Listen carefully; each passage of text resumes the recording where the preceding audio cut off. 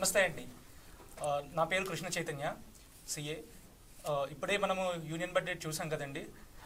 దీని గురించి మనతో పాటు డిస్కస్ చేయడానికి సిఏ సతీష్ గారు ఉన్నారు, అలానే సిఏ ఉదయ్ ఫణీంద్ర గారు ఉన్నారు. సో మీ ఇనిషియల్ ఒపీనియన్ ఏంటండి, ఎలా ఉంది యూనియన్ బడ్జెట్ ఇప్పుడు?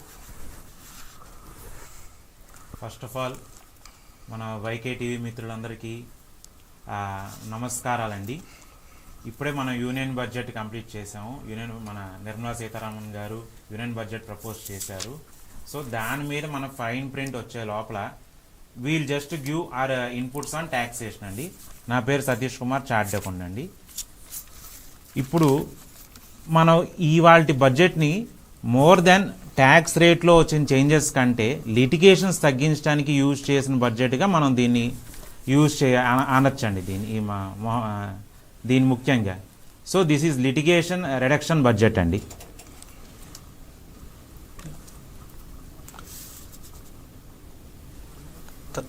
సో మీరేమైనా ఉంటే క్వశ్చన్స్. ఇది ఉదయ్ ఫణీంద్ర గారు, మీకు ఎలా అనిపించిందండి ఈ యూనియన్ బడ్జెట్? ఇప్పుడు నిర్మలా సీతారామన్ గారు ప్రవేశపెట్టిన యూనియన్ బడ్జెట్. ఈ సతీష్ గారు చెప్పినట్టుగా ఇది పాత రేట్స్ అన్నింటినీ ఏమీ డిస్టర్బ్ చేయకుండా స్టెబిలిటీ ప్రొవైడ్ చేయడానికి పెట్టిన బడ్జెట్ లాగానే ఉంది. సో లిటిగేషన్ని తగ్గించుకుని ఉన్నదాన్ని అలానే కంటిన్యూ చేస్తున్నారు. ఓకే. సో సార్, ఇక్కడ కొత్త income tax act, new income tax act 2025 అంటున్నారు. అది 1 ఏప్రిల్ 2026 నుంచి ఇంప్లిమెంట్ అవుతుంది అంటున్నారు. పాత ఇన్కమ్ ట్యాక్స్ యాక్ట్ 1961 అంటున్నారు, అది వెళ్ళిపోతుంది అంటున్నారు. ఈ రెండింటి వల్ల మధ్యలో చాలా డిఫరెన్సెస్ ఏమైనా ఉన్నాయా, లేకుంటే అవే సేమ్ అలానే ప్రొవిజన్స్ కంటిన్యూ అవుతున్నాయా? మీ ఒపీనియన్ ఒకసారి చెప్పరా? 1961 2025 చూసుకుంటే సెక్షన్ నెంబర్లు మారినాయి. మోస్ట్ ఆఫ్ ది కంటెంట్ అయితే మాత్రం సేమ్ ఉంటుంది. ఒకటి మెయిన్ మనం చెప్పుకోదగింది, ప్రతి ఒక్కరికి తెలిసేది ఏంటంటే, ఇంతకుముందు మనకి ప్రీవియస్ ఇయర్ అని, అసెస్మెంట్ ఇయర్ అని చెప్పి కాన్సెప్ట్స్ ఉండేవి. ఇప్పుడు దాన్ని తీస్తూ ట్యాక్స్ ఇయర్ అని పెట్టి చాలా సింప్లిఫై చేశారు. అది మేజర్ చేంజ్. మిగిలిన సెక్షన్ నెంబర్స్ మారటం తప్పితే కంటెంట్ అంతా ఆల్మోస్ట్ అంతా సేమ్ ఉంది. సేమ్ ఉదయ్ గారు చెప్పిన దానికి నేను కొంచెం యాడ్ చేస్తూ, ఇప్పుడు ఇన్కమ్ ట్యాక్స్ యాక్ట్ 2025ని లాస్ట్ ఇయర్ బడ్జెట్ 2025లో ఇంట్రడ్యూస్ చేశారండి. ఆ బడ్జెట్ 2025లో IT act 2025 without 1 April 2026 అన్నారే కానీ, బట్ కొన్ని నోటిఫికేషన్స్, కొన్ని అమెండ్మెంట్స్ ఇంకా జరుగుతూ ఉన్నాయి. అట్ ద సేమ్ టైం పాత యాక్ట్కి కొత్త యాక్ట్కి నేమ్ చేంజ్ అయింది తప్ప all section numbers will be different అండి, అంతే తప్ప ఇంకేం లేదు. సో ఇప్పుడు వచ్చినా కూడా దాని యొక్క గురించి చెప్తూ ఉంటారు తప్ప ఇంకేమి చేంజెస్ అయితే ఉండవు. ఇది న్యూ ఇన్కమ్ ట్యాక్స్ గురించి మన బడ్జెట్లో ఇప్పుడు చెప్పినట్టు ఈ ప్రొవిజన్స్ గురించి అనెక్ట్ చేశారు. ఇది old regime versus new regime అని చాలా కన్ఫ్యూజన్ ఉందండి. మధ్యతరగతి వాళ్ళ దగ్గర నుంచి అందరికీ కన్ఫ్యూజన్ ఉంది. ఏ రిజైమ్ బెటర్ అంటారు? ఇప్పుడు ఓల్డ్ రిజైమ్ బెటరా, న్యూ రిజైమ్ బెటరా? ఈ బడ్జెట్లో వీటిలో ఏమైనా వ్యత్యాసాలు తీసుకొచ్చారా, లేకుంటే అలానే కంటిన్యూ అవుతుందా? ఈ బడ్జెట్లో అంటే కొత్తగా పాత నుంచి మార్పులు అయితే ఏమీ చేయలేదు. బట్ గత సంవత్సరం ఉన్న ఓల్డ్ రిజైమ్, ఈ సంవత్సరం రాబోయే సంవత్సరంలో న్యూ రిజైమ్ కానీ ఓల్డ్ రిజైమ్ కానీ అలానే కంటిన్యూ అవబోతున్నాయి. ఓల్డ్ రిజైమ్, న్యూ రిజైమ్ ఏంటంటే పెద్ద తేడా, ఓల్డ్ రిజైమ్లో ఏదైనా సేవింగ్స్ ఉంటాయి కదా మనకి దాచుకున్నవి, లైక్ ఎల్ఐసి పాలసీలు కానీ, ఇన్సూరెన్స్ పాలసీలు, హెల్త్ ఇన్సూరెన్స్లు, పిల్లల స్కూల్ ఫీజులు, అలానే ఇప్పుడు ఇల్లు కట్టుకున్నప్పుడు ఇంట్రెస్ట్, హోమ్ లోన్ మీద ఇంట్రెస్ట్లు, ఇలాంటి వేరియస్ సేవింగ్స్ అన్నీ మనం క్లెయిమ్ చేసుకుంటా ఉండేది ఓల్డ్ రిజైమ్లో. But over a period of time department అన్ని కొన్ని రెడ్ ఫ్లాగ్స్ చూసి వాటిల్లో వీటిని అన్నింటినీ తీసేసి న్యూ రిజైమ్కి అయితే వితౌట్ ఎనీ సేవింగ్స్ డైరెక్ట్గా ట్యాక్స్ రేట్ తగ్గించినవి. So old regime, new regime అన్నది మెయిన్ కాన్సెప్ట్. అది with savings, without savings and deductions. ఇందాక మనం చెప్పుకున్నట్టుగా ఇప్పుడు as of now old new regimes రెండు ఉన్నా కూడా ట్యాక్స్ రేట్లో పెద్దగా చేంజెస్ ఏమీ మనకి చెప్పలేదండి. బట్ సేవింగ్స్ ఉంటే ఓల్డ్ రెజ్యూమ్, సేవింగ్స్ లేకపోతే new regime, higher rate of ట్యాక్సేషన్కి న్యూ రెజ్యూమ్ అనేది ఎప్పుడైనా ప్రాక్టికల్గా అడ్వైజబుల్ అండి. So there are no much changes with old regime and new regime అండి. కాకపోతే న్యూ రెజ్యూమ్లో ఓల్డ్ రెజ్యూమ్ ఏంటంటే మనకి సేవింగ్స్ని దీన్ని ఒక ఇన్సెంటివైజ్ చేసేది, ఒక ప్రోత్సాహం లభించేది ఓల్డ్ రిజైమ్లో సేవింగ్స్కి వీటికి. బట్ న్యూ రిజైమ్లో అనేది మాత్రం అది తగ్గింది. అది మన ఇండియన్ కన్జర్వేటివ్ సిస్టమ్ నుంచి కొంచెం మూవ్ అవే అవుతున్న సంకేతంగా ఉంది. ఇక్కడ మరీ ముఖ్యంగా టీసీఎస్ ప్రొవిజన్స్ అని చెప్పి ఉన్నాయి. ఆ టీసీఎస్ ప్రొవిజన్స్ 5% నుంచి 2% తగ్గించారు అని చెప్పి నిర్మలా సీతారామన్ గారు చెప్పారు బడ్జెట్లో. అసలు ఈ టీసీఎస్ ప్రొవిజన్స్ అంటే ఏంటి, దేని మీద తగ్గించారు, ఎలా బర్డన్ క్రియేట్ చేస్తున్నాయి ప్రజెంట్, వాటి నుంచి ఎలా ఇది ఉందో ఒక చిన్న క్లుప్తంగా కొద్దిగా చెప్పగలుగుతారా? ఓకే, టీసీఎస్ అనగా మనం పెట్టే ఖర్చు మీద ఇన్కమ్ ట్యాక్స్ రూల్స్ ప్రకారం వాళ్ళు కలెక్ట్ చేస్తారు. ఫర్ ఎగ్జాంపుల్ మనం ఒక కొత్త 10 లక్షల నుంచి ఒక కొత్త వెహికల్ కొన్నా కూడా, అలానే ఫారెన్ స్టడీస్కి వెళ్ళేటప్పుడు రెమిటెన్సెస్ చేస్తాం, ఎల్ఆర్ఎస్ అంటారు. అలానే మనం ఫారెన్ ఓవర్సీస్ టూర్ ప్యాకేజ్కి వెళ్ళినప్పుడు కూడా మన దగ్గర తీసుకునేవాళ్ళు అడిషనల్ అమౌంట్. అది ఎందుకంటే మనం జనరల్గా డిపార్ట్మెంట్ ఉద్దేశంలో ఏంటంటే అండి, మనం బయటికి వెళ్ళినప్పుడు మన దగ్గర డిస్పోజబుల్ ఇన్కమ్ ఎక్కువ ఉన్నట్టు, సో ఒక ముందు జాగ్రత్తగా మన దగ్గర ఒక ట్యాక్స్ అనేది కలెక్ట్ చేసుకున్నారు, tax collected at source. So దాని తర్వాత మనకి ఇన్కమ్ ట్యాక్స్ రిటర్న్ ఫైల్ చేసే టైంలో మనం దాన్ని క్లెయిమ్ చేసుకునేవాళ్ళం. కాకపోతే ఇప్పుడు ఏముందంటే రేట్స్ ఎక్కువ ఉన్నాయి. మనం మెడికల్ పర్పస్ కానీ ఎడ్యుకేషన్ పర్పస్ కానీ వెళ్ళాలంటే 5%, ఈ ఓవర్సీస్ టూరింగ్కి వెళ్తే ఒక 5%, 20% ఉన్నవి. సో మనం చాలా ఎక్కువ డిపాజిట్ చేసేసి మన క్యాష్ ఫ్లో స్ట్రక్ అయిపోయేది. ఇప్పుడు దాని అన్నింటినీ రేషనలైజ్ చేస్తూ అన్నిటికీ 2% తగ్గించారు. ఇది వెరీ వెల్కమ్. మన క్యాష్ ఫ్లో అనేది చాలా బాగుంటుంది. కరెక్ట్, ఇది చాలా వెల్కమ్. ఎందుకంటే మన యొక్క వర్కింగ్ క్యాపిటల్ అనేది బ్లాక్ అవ్వకుండా టీసీఎస్ కానీ టీడీఎస్ కానీ ఇన్కమ్ ట్యాక్స్ గవర్నమెంట్ పెట్టిన దేనికంటే జస్ట్ ట్రాకింగ్ మెకానిజం కోసం పెట్టారు. హై రేట్స్ నుంచి రేట్స్ తగ్గించడం అనేది చాలా నిజమైన వెల్కమ్. ఎందుకంటే ట్రాక్ చేయటం 0.1% పెట్టినా ఆ ట్రాక్ అయిపోద్ది. మనం 26 yearsలో పడిపోయి మన ఇన్కమ్ ట్యాక్స్ రిటర్న్ వేసుకునేటప్పుడు మనం ఆ క్రెడిట్ క్లెయిమ్ చేయొచ్చు. ఓకే అండి.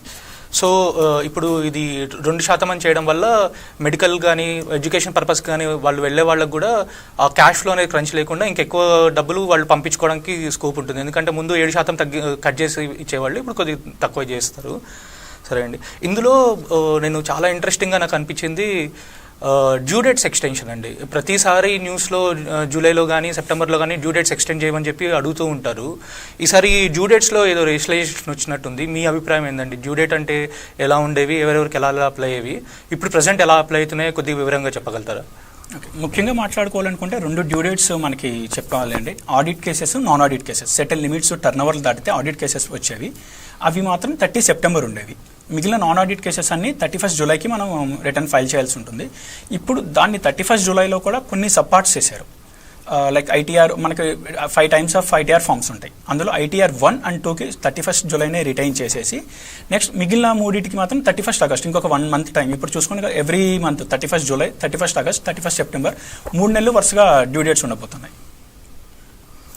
ఓకే, ఈ డ్యూ డేట్స్ గురించి కూడా ఇంకా చెప్తూ, మన ఐటీఆర్ ఇప్పుడు ఏదైతే ఉందో శాలరీ కేసెస్కి July 31 వరకు చేశారు. నాన్ ఆడిట్, నాన్ బిజినెస్ కేసులు అన్నిటికీ August 31. ఆడిట్స్ ఇప్పుడు సార్ చెప్పినట్టుగా September 30 డ్యూ డేట్ అలానే కంటిన్యూ అవుతుంది. సో మనం ఈ డ్యూ డేట్స్ గుర్తుంచుకోవాలి. బట్ ప్రొఫెషనల్స్కి ఇప్పుడు ఏ ఆడిట్ చేయాలన్నా మనం September 1 నుంచి September 30 లోపల కంప్లీట్ చేయాలి. This is a one more challenging thing, but this is a welcome move for public as a whole అండి.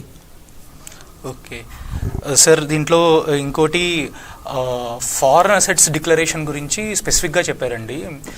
6 months లోపు డిక్లేర్ చేయాలి, 1 time సెటిల్మెంట్ అని చెప్పి. దాని గురించి కొద్దిగా ఎక్స్ప్లెయిన్ చేయగలుగుతారండి? ఓకే, మనకి ఫారెన్ అసెట్స్ గురించి మాట్లాడుకోవాలనుకుంటే గత కొన్నేళ్లుగా మన ఇండియన్ స్టూడెంట్స్ అక్కడికి వెళ్ళి తిరిగి వచ్చిన వాళ్ళు కానీ, లైక్ అక్కడ ఏదో ఒక దానికి బ్యాంక్ అకౌంట్ ఓపెన్ చేయడము, అక్కడ వెహికల్ ఇమూవబుల్ ప్రాపర్టీ కొనడము చేస్తున్నారు. దాంతోపాటు అలానే కాకుండా ఇక్కడ మోస్ట్లీ మనకి ఇప్పుడు అంతా టెక్నాలజీలో మన ఇండియాలో లీడింగ్ ఎంప్లాయీ బేస్ అంటే ఇక్కడ ఉంటుంది కాబట్టి వాళ్ళకి RSUs అంటారు, restricted stock units. Foreign shares అక్కడ మెయిన్ పేరెంట్ కంపెనీలోనే ఫారెన్ షేర్స్ అన్ని చెప్పి ఇక్కడ ఇచ్చేవాళ్ళు, ఇలా చేస్తూ ఉన్నారు. వాళ్ళకి ఇన్సెంటివైజ్ కోసం షేర్స్ ఇచ్చేవాళ్ళు. సో అవన్నీ కూడా మనకు మెయిన్ వీళ్ళకి వస్తాయి. ఫారెన్ షేర్స్ వీళ్ళకి పేరు మీద ఉంటున్నాయి. వీళ్ళు చాలా వరకు మనకి ల్యాక్ ఆఫ్ నాలెడ్జ్ వల్ల రిపోర్ట్ చేయడం, డిస్క్లోజ్ చేయడం మిస్ అయిపోతున్నారు. గత కొన్నేళ్ళుగా ఇది వస్తుంది. ఇప్పుడు దానికి ఇంకొకటి ఏంటంటే, మొన్న మీరు చూసుకుంటే చాలా మందికి డిసెంబర్ ఎండింగ్లో చాలా మందికి ఒక నడ్జ్ మెసేజెస్ అని SMS ఒక క్యాంపెయిన్ నడిపింది డిపార్ట్మెంట్. SMSలు, ఈమెయిల్లు చాలా ఎగ్జాస్టివ్గా పంపింది. అందరినీ కనుక తొందరగా ఫైల్ చేసుకోండి, రివైజ్ చేసుకోండి అని చెప్పి. ఇప్పుడు దానికి ఎక్స్టెన్షన్గానే ఇప్పుడు ఆల్రెడీ దానికి ఫస్ట్ పాయింట్ మనం చెప్పుకోవాల్సింది ఏంటంటే, గతంలో మనకి 10 lakhs పెనాల్టీ, ఫారెన్ అసెట్స్ కానీ ఫారెన్ ఇన్కమ్ కానీ డిస్క్లోజ్ చేయకపోతే అవుట్ రైట్గా మనకి 10 lakhs పెనాల్టీ ప్రొవిజన్ ఉండేది.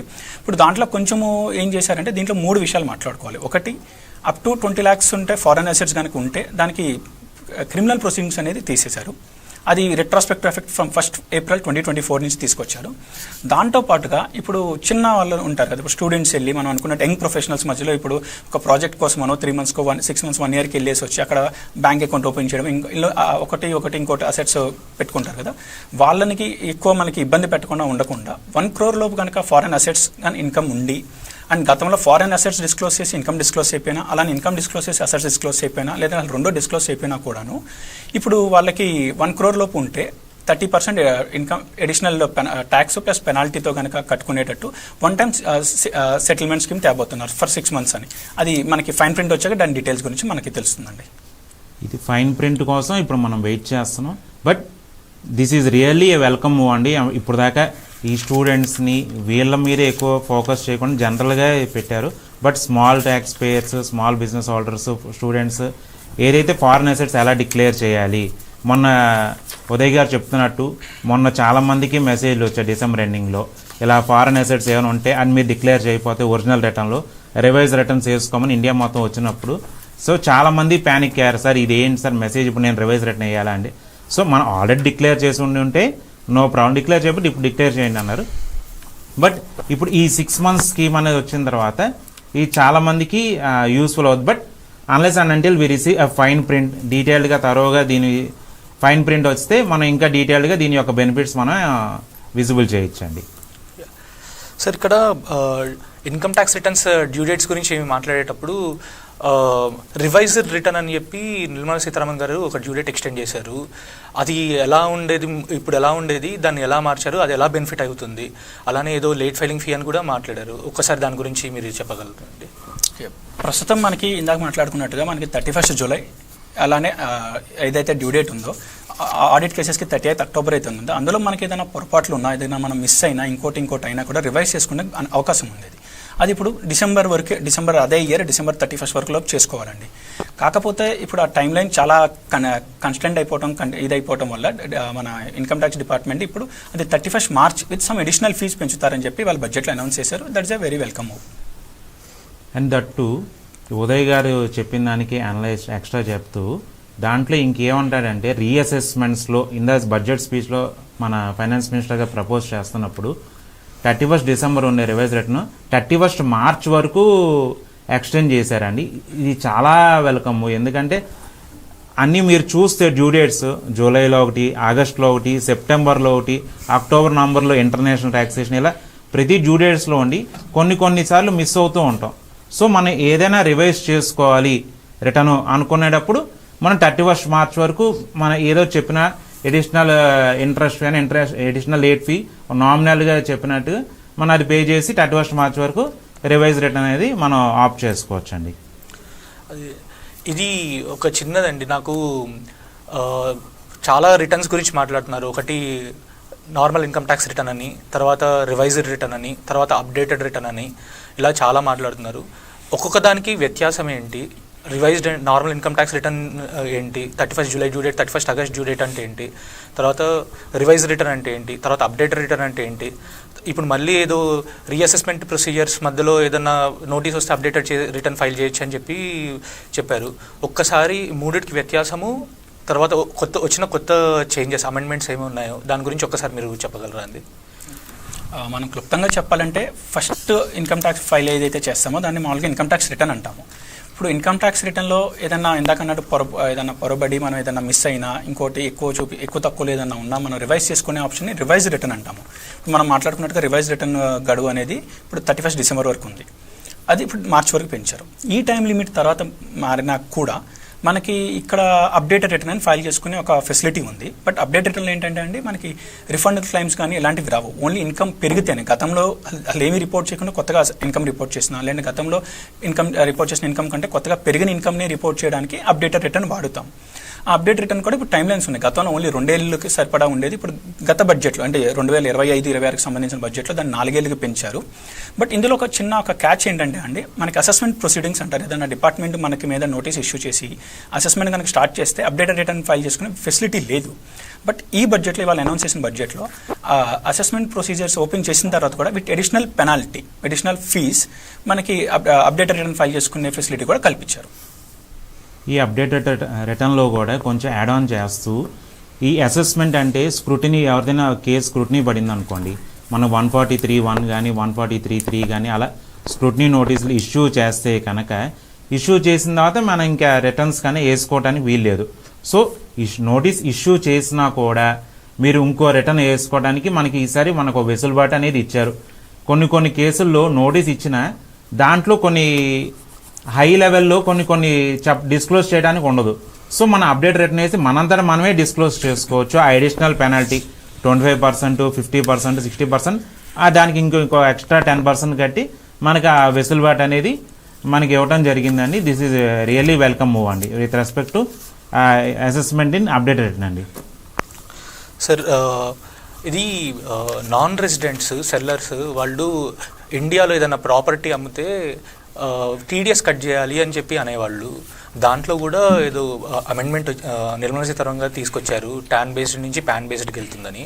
సో ముందు ఎలా ఉండేదండి ట్యాన్ బేస్డ్ అంటే ఏంటి, దానివల్ల వచ్చిన కష్టాలు అంటే ఏమి ఇబ్బందులు పడేవాళ్ళు, దాని నుంచి ఇప్పుడు పాన్ బేస్డ్కి మారితే ఎలాంటి సౌలభ్యం ఉండబోతుందో కొద్దిగా చెప్పగలుగుతారండి? ఇది one of the very welcome. ఇదొక ముందు ఇప్పటి వరకు ఒక పెద్ద హెడేక్గా ఉండేది ఇది. ఇప్పుడు మనకి ఏంటంటే ట్యాన్ అనేది ఉంటుంది. ఇప్పుడు మనకి ఎంప్లాయీస్కి కానీ వేరియస్ అదర్ టీడీఎస్ ఏదైనా బిజినెస్ ఫర్మ్స్ అనుకుందాం, ఇండివిజువల్స్ కాకుండా బిజినెస్ ఎంటిటీస్ మాత్రం ట్యాన్ అనేది కలిగి ఉండేది. మన పేర్ల మీద ట్యాక్స్ కట్ చేసి వాళ్ళు ప్రొవైడ్ చేస్తారు. మనకి ఫామ్ 16 అని మాట్లాడుకుంటాం కదండి, వాళ్ళకి ట్యాన్ బేస్డ్గా వాళ్ళు కట్ చేసి మన ప్యాన్ మీద డిపాజిట్ చేసి ఫైలింగ్ చేసి ప్రొవైడ్ చేస్తారు. ఇది ఎప్పటి నుంచో ఉన్నది. గతంలో మనకి ఒక 10-15 ఏళ్ళ క్రితం మనం కొత్తగా ఎప్పుడైతే ఇమ్మూవబుల్ ప్రాపర్టీ సేల్ మీద ఎప్పుడైతే ఇంట్రడ్యూస్ చేస్తారో టీడీఎస్ అనేది, అప్పుడు ఒక మంచి పద్ధతి చేశారు. ఎందుకంటే ఈ ఇమ్మూవబుల్ ప్రాపర్టీ అనేది అన్ని బిజినెస్ కాదు, మోస్ట్లీ ఇండివిజువల్ పర్సనల్ లెవెల్లో జరుగుతాయి. కాబట్టి మన పాన్ లాగిన్లో, మన ఇన్కమ్ ట్యాక్స్లో పాన్ ఏదైతే లాగిన్ అవుతామో అందులోనే సింగిల్ చలాన్ కమ్ స్టేట్మెంట్ అనేది ఒక ఫామ్ ఫైల్ చేసేవాళ్ళం. ఆ ఫామ్ ఫైలింగ్తో మొత్తం సింపుల్గా అయిపోయేది ప్రొసీజర్గా.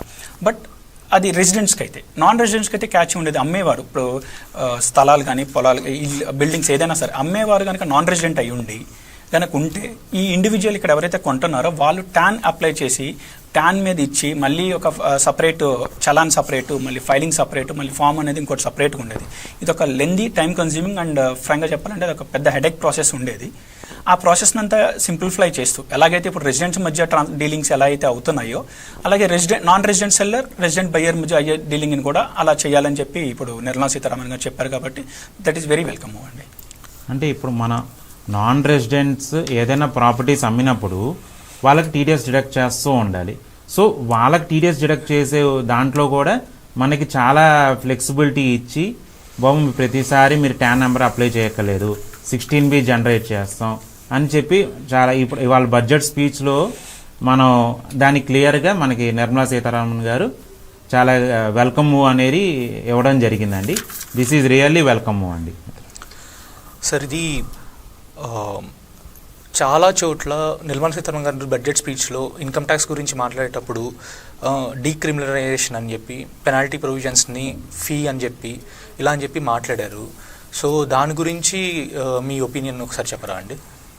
అంటే వేరియస్ ప్రొవిజన్స్లో మన ఇన్కమ్ ట్యాక్స్లో కానీ ఏ యాక్ట్లో తీసుకున్నా కూడా ఆ set of rules and regulations ఉంటాయి. ఆ రూల్స్ అండ్ రెగ్యులేషన్స్ని వైలేట్ చేసినప్పుడు దీన్ని నాన్ కంప్లైన్స్ కింద కన్సిడర్ చేసి ఇంట్రెస్ట్, పెనాల్టీ, కొన్నిసార్లు ప్రాసిక్యూట్ కూడా చేస్తూ ఉంటారు.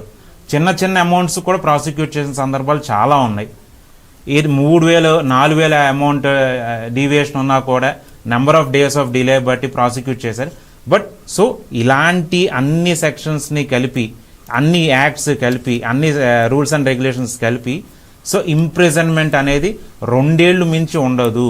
దానికి కూడా మనం కాంపెన్సేట్ చేస్తూ ఇంప్రిజన్మెంట్ పడిన కేసుల్లో దాన్ని ఇంట్రెస్ట్, పెనాల్టీగా కాంపౌండింగ్ చేసే స్కోప్ ఉంటుంది అని చెప్పేసి ఇప్పుడు మన నిర్మలా సీతారామన్ గారు ఆ బడ్జెట్లో ప్రపోజ్ చేశారు. This is a really welcome move అండి. ఎందుకంటే చిన్న అమౌంట్స్కి మనం కోర్టుల చుట్టూ తిరగటం, పబ్లిక్ని అలా హెరాస్ చేయటం ఇవన్నీ కాకుండా ఉండకూడదు అని చెప్పేసి మన ఫినాన్స్ ఇన్వెస్టర్ గారు నిజంగా చాలా అద్భుతమైన మూవీ ఇచ్చారండి. దీనికి మాత్రం థ్యాంక్ యూ అండి. Thank you. అది మన దగ్గర చెప్తూ ఉంటారు, ఒక ట్యాక్స్ పేయర్ని ఒక చిన్న సైజు ఇదిగా చూసేవాళ్ళు, ఒక తప్పు చేసిన వ్యక్తిలా చూసేవాళ్ళు అని అనేవాళ్ళు. ఈ మూవ్ వల్ల ఒక రైట్ లాగా ఉంది వాళ్ళకి అని అనిపిస్తుంది చూస్తుంటే. ఉదయ్ ఫణీంద్ర గారు, మీ ఒపీనియన్ ఏంటంటే దీని మీద? అదే ఇప్పుడు ఫస్ట్ భూతద్దంలో చూసి ప్రతిదీ నువ్వే తప్పు చేసే ముద్దాయిగా చూసే దాని నుంచి కొంచెం అది మార్పు తీసుకురావడం అనేది శుభపరిణామం అండి. ఇది మూవింగ్ ఆన్. ఇప్పుడు దీంట్లో కొన్ని వాటికి క్లౌడ్ సర్వీసెస్, డేటా సెంటర్స్ అని చెప్పి information technology enabled services related వాటి గురించి కూడా కొన్ని బడ్జెట్లో అమెండ్మెంట్స్ గురించి చెప్పారు. వాటికి వేరే ఇన్సెంటివ్స్ ఉన్నాయి, కానీ ఇన్కమ్ ట్యాక్స్ రిలేటెడ్గా ఇన్సెంటివ్స్ ఏమున్నాయో మీ ఒపీనియన్ ఒకసారి షేర్ చేస్తారా? అంటే ఇప్పుడు ఈ రోజు ఏది మాట్లాడుకున్నా మనంతా ఇట్స్ ఆఫ్ ఏఐ ఏజ్ అనాలి చెప్పి. సో ఏఐ ఏజ్ ఇదంతా ఏది చూసుకున్నా కూడా అంతా it's all about data. So ఇప్పుడు మనకి ఏమవుతుందంటే మన డేటా అంతా మోస్ట్లీ మన బయట దేశాల్లో ఉంటుంది. సో ఇది ఒకటి డేటా ప్రైవసీ కన్సర్న్ కూడా మనం డేటా సెక్యూరిటీ ప్రైవసీ కన్సర్న్ కూడా అవుతుంది. సో దీన్ని మనం మార్చడానికి ఇవాళ నిర్మలా సీతారామన్ గారు ఏమి అనౌన్స్ చేశారంటే, ఫారెన్ వాళ్ళు ఎవరైనా కూడా మనకి డేటా సెంటర్ ఇండియాలో పెట్టి, data centres and cloud services, so anywhere access, so ఈ రెండింటిని మెయిన్ సెంటర్స్ ఇండియాలో పెట్టి ఇండియా నుంచి సర్వీస్ ఇస్తే కనుక వాళ్ళకి ట్యాక్స్ హాలిడే ఇచ్చేశారు 2047 వరకు. దాని ఏంటిది, దాని క్లియర్ ఇన్స్ట్రక్షన్స్, గైడ్లైన్స్ అనేది మనం లెట్స్ వెయిట్ అండ్ సీ. దీనికి ఫారెన్ పాలసీ అంటే attracting more and more foreign companies with respect to data protection. మన డేటా అనేది బయటికి వెళ్లకుండా ఉండటానికి, ఎక్కువ స్కాములు జరగకుండా ఉండటం కోసం అని చెప్పేసి డేటా ఇండియాలో ఉండాలి అని చెప్పేసి అలాంటి కంపెనీస్కి ట్యాక్స్ ఇన్సెంటివ్ అనేది ప్రపోజ్ చేశారండి. మనం డీటెయిల్గా set of rules and regulations fine print వచ్చిందా మనం డిస్కస్ చేయాలి. నాట్ జస్ట్ సర్వీస్ ప్రొవైడర్స్కే కాదు, దీంట్లో మన ఇప్పుడు cloud services related infrastructure build చేసుకోవాలి. ఇది ఒక్క రోజులో అయ్యేది కావాలి కాబట్టి దానికి రిలేటెడ్ క్యాపిటల్ గుడ్స్ మ్యానుఫ్యాక్చరింగ్ వాళ్ళకి కూడా మనకి ఇచ్చారు. So they are encouraging foreign investments to come and invest in India for cloud services and data services. దానికి రీసెంట్ డీటెయిల్ గైడ్లైన్స్ అనేది మనం లెట్స్ వెయిట్ అండ్ సీ. చాలా చాలా చాలా థ్యాంక్స్ అండి, మీ అమూల్యమైన టైం ఇచ్చినందుకు. ఫైనల్గా ఈ బడ్జెట్ గురించి కొద్దిగా మాట్లాడాలి, ఎట్లా కంక్లూడ్ చేయాలి అంటే మీరు ఏమని చెప్తారండి? ఈ బడ్జెట్ గురించి మేము చెప్పినట్టు ఇందాక ఫస్ట్లో మీకు చెప్పినట్టు, ఈ బడ్జెట్ మన స్టెబిలిటీ, రేట్ ఆఫ్ ట్యాక్స్లో కానీ ఎక్కువ చేంజెస్ ఏం చేయకుండా మన ఇండియా ఎప్పుడు స్టేబుల్ కంట్రీగా వెళ్తుంది అని చెప్పడానికి ముఖ్య ఉద్దేశంగా ఈ బడ్జెట్ని పెట్టారు. At the same time assessment ప్రొసీజర్స్లో కానీ, ఈ స్క్రూటినీ కేసుల్లో కానీ, సెర్చ్ కేసుల్లో కానీ ఎలా కొన్ని మేజర్ చేంజెస్ చేయటం వల్ల this budget has become more of a litigation friendly budget అండి. అంటే ఎలాంటి లిటిగేషన్స్ లేకుండా ఉండటం కోసం ఈ బడ్జెట్ అనేది ఇంట్రడ్యూస్ చేశారు. So this is a very good budget అండి. మీరు ఎక్కువ ట్యాక్స్ స్ట్రక్చరు, ట్యాక్స్ చేంజెస్లో దాంట్లో చేంజెస్ చేయలేదు అని మీరు ఎక్కువ బెనిఫిట్ అనుకోకూడదు, పబ్లిక్ ఎక్కువ బెనిఫిట్ జరగలేదని. బట్ చాలా బెనిఫిట్స్ అయితే మనం చూడొచ్చు. లాంగ్ టర్మ్ విజన్లో మన పిఎం గారు, మన ఫైనాన్స్ మినిస్టర్ గారు ఇద్దరు కూర్చొని ఈ బడ్జెట్ని అనేది చాలా బాగా వెల్కమ్ మూవ్గా ఇచ్చారండి. సతీష్ గారు చెప్పినట్టుగానే అసలు ఫ్రాంక్గా చెప్పాలంటే ఇన్కమ్ ట్యాక్స్ ల్యాబ్స్ అనేవి లాస్ట్ బడ్జెట్లోనే చాలా మార్పులు చేశారు. సో ఈసారి మళ్ళీ అనేది ఎక్స్పెక్ట్ చేయడానికి కూడా లేదు. సో బట్ స్టిల్ వాళ్ళు చేసిన టీసీఎస్ మనం ఇందాక ఇప్పటివరకు మాట్లాడుకున్న ఏవైతే ప్రొవిజన్స్ ఉన్నాయో, టీసీఎస్ కానీ టీడీఎస్ రిలేటెడ్ అన్నీ రిలాక్స్ చేసి, decriminalisation provisions, litigation provisions ease చేసి, so that's a very welcome move అనేది నా ఒపీనియన్ అండి. ఇది ఇప్పుడు మనము నిర్మలా సీతారామన్ గారు చెప్పిన బడ్జెట్ స్పీచ్ విని వాటి నుంచి తీసుకున్న ముఖ్య విషయాల్ని అందరూ డిస్కస్ చేశారండి. ఇంకా ఫర్దర్గా ఫైన్ ప్రింట్ వచ్చిన తర్వాత ఇంకా డీటెయిల్గా దీని గురించి మనం డిస్కస్ చేయొచ్చు. మొత్తం ఈ అవకాశం ఇచ్చిన వైకే టీవీ వాళ్ళకి కృతజ్ఞతలండి. ధన్యవాదాలు. Thank you.